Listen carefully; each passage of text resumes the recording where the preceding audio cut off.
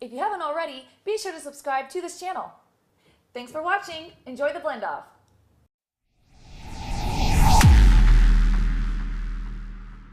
Hello everyone and welcome to the Daily Vitamin. Today we are doing a hot soup blend off to see which one of these high-speed, high-powered blenders can blend hot soup. So yeah, we will be taking the temperature of each soup in each blender and we will be discovering who's going to take this hot soup blend off. Yeah, and the way these blenders cook your soup is actually from the friction of the blades. It's a natural, there's no heating element inside the blender. It's just natural friction coming off the blades. Basically the blades are spinning so fast in a confined small space that it's causing a lot of heat to come off the blade. So I also want to mention that the Vitamix and Blendtec come with automatic soup settings. So it's really simple to use. You just start it and it runs on its own and stops on its own. That's a really nice feature. The Vitamix, you could just set the dial to soup, flip the switch, and it runs for 5.5 minutes. And the Blendtec, you push the button, it's the soup button, and it runs for 90 seconds. The Blendtec supposedly heats up the soup a little bit quicker than the Vitamix. We're going to find out. But basically for the Blendtec, every time you push the button, it's just going to keep getting hotter and hotter until it reaches like, you know, a high temperature. All right, so let's go ahead and test the temperature of the soup. We're going to see how fast these blenders can heat the soup in 3-minute intervals. We are starting with room temperature water, around 60 degrees for this soup blend off. So to make fresh hot soup in a high-powered blender, you want to run the blender on its highest speed for a long period of time, usually 6 to 10 minutes depending on the blender model. Each blender design has different heating capabilities. The way the blender heats the soup is from natural friction caused by the blades. The blades are able to spin at a very high RPM, revolutions per minute, which in a small confined space is able to cause a large amount of heat to come off the blades, which in turn causes the soup to heat up. In this performance test, we discovered that the Blendtec, Vitamix, and NutriBullet heated up the soup equally after 3 minutes. We let the blenders run for another 3 minutes to see how hot the temperature of these soups can get. Depending on the blender model you have, your soup can reach temperatures of up to 180 degrees in a matter of minutes. You can quickly liquefy whole foods and cook them right in your blender. Soups made in a blender are healthy and fresh, and contain no preservatives or additives. We let the blenders run for another 3 minutes for a total of 6 minutes to see how hot the soups can get. And what we found out was that the results were the same. The Blendtec, Vitamix, and NutriBullet all successfully heated up the soup to equally steaming hot temperatures.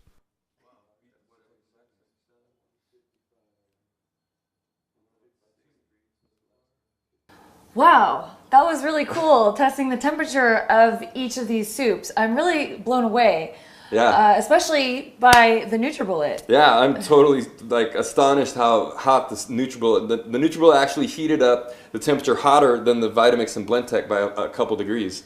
Yeah, so the NutriBullet reached almost 160 degrees. Yeah. That is like, who knew? Yeah, I didn't know the NutriBullet could actually heat up the soup as good as a Vitamix and a Blendtec. I think we were a little bit curious as to how it would ventilate in terms of the steam releasing. Yeah, because there actually is no vents here to let the steam out, so it's kind of weird because it's hot. You could feel the jar is very hot and warm. It didn't overheat, you know. It kept its cool. The Vitamix and the Blendtec both come with vents. They have these little, you could see the vents on the lids to let the steam out because it can heat stuff up to, you know, if we let it run a little longer, it would have got to about 170, 175. That's where it cuts off. Yeah, all this talk about soup is making me really hungry. Yeah, me too. So next what we're going to do is go and add, we're going to show you guys how to make soups chunky in these blenders. So with the Vitamix and Blendtec, you have a pulse function. You could just add stuff in at the end and kind of use your pulse key. The Ninja also has a pulse feature, so you could just take off the lid, add stuff in the end, and use the pulse feature. And the NutriBullet, unfortunately, doesn't have a pulse feature. There's only one speed on this. But Kelly mentioned... So I was thinking that if you wanted to make your soup a little bit on the chunkier side in the NutriBullet, you would simply just add the thicker pieces into the jar, add them in. And then you would hit the power button and then just hit the power button to turn it off when you've reached your desired consistency of chunkiness. Yeah, so you basically hit the power button and then hit the power button right away. Because... Just like that. So, because you don't want it to run too long because the corn, beans, chicken, steak, chips, whatever you throw in there is going to get liquefied. You want it just kind of chunks to be floating around. Yeah, it's going to liquefy if you don't turn the power button off because there is only one speed. Yeah, that's the only downside to the NutriBullet. But all in all, it did a great job. Yeah, it's really impressing me over here. So basically, so far, everything the NutriBullet won the heating contest, but now we're going to do a taste test. So we're going to make it chunky and do a taste test. I'm excited. So here we go. Another great thing about blender soups is that you can make them chunky by adding in ingredients after everything is liquefied. You could add in chips, corn, beans, chicken. Just make sure the chicken is cooked first. And then use the pulse button these blenders offer to shred and chop the ingredients into little pieces. The trick is not to liquefy them, but to actually have chunks in there. To learn more about these high-powered, high-speed blenders, read our full review at thedailyvitamin.com. A link to the review is below this video. So I'm excited to see who's going to win this blend off. So far, the NutriBullet is barely in the lead. It heated up the temperature just a couple degrees hotter than the Vitamix and the Blendtec, which were about equal. So right now, the winner is the NutriBullet for the hot soup blend off, surprisingly enough. In terms of the temperature. But now it's the taste test. So let's see the taste and let's see which one tastes the best when we get started. This is the really exciting part. Yeah, the Blendtec. You want to get this? Yeah. Let's see here. Big moments right here. Is that good? Delicious. Yeah, it's really good. Vegetable soup with some taco seasoning. It's just all vegetables, some taco seasoning. The link for the recipe is right below the video. That's good. Wow. Is that one good too? Let's test this one. That's amazing. I'm thinking I like this one the better. Vitamix, yeah. The Vitamix wins the taste off so far between the Blendtec and the Vitamix. Tastes a little better. It tastes a little smoother. Yeah, it's a little bit smoother. That was a big one. It's just tight, barely smooth. There you go. This one's way different in color than the Vitamix and the Blendtec. It's much more green, and it's going to be cold because it's green, cold. Didn't heat it up as much. Cold soup. Yeah, it's more. But if you like gazpacho, it's actually pretty good. It's like a raw soup. Yeah. Yeah.